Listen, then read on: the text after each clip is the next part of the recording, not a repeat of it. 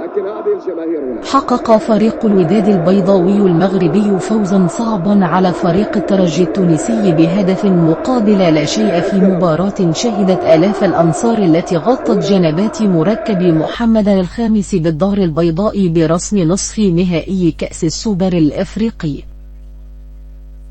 مع البداية فاجأ الفريق الضيف دفاع الوداد بتمريرة كادت تأتي بالهدف مبكرا لولا سوء التقدير من اللاعب.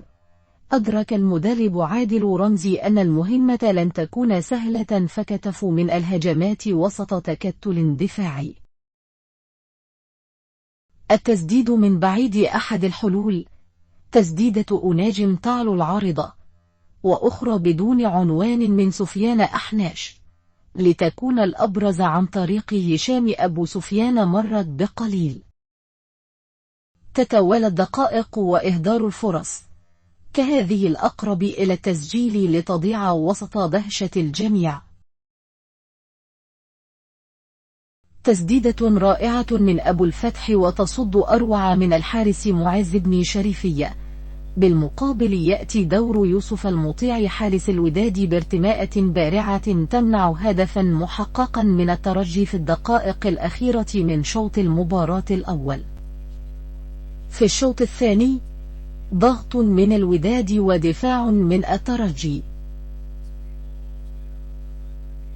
وفي الدقيقة 58 أبو سفيان يخدع الحارس بن شريفية بتسديدة ذكية تعلن الهدف الأول، والفرحة تهز مدرجات مركب محمد الخامس. لم يكتف الوداد ما دام الوصول إلى الشباك ممكنا، العارضة تمنع الهدف الثاني بعد ارتقاء رائع.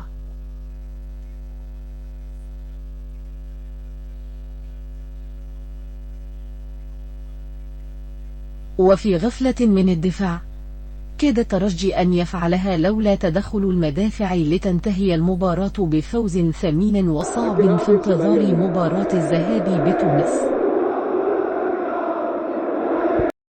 لا تنسوا الاشتراك في القناة وتفعيل زر الجرس ليصلكم كل جديد.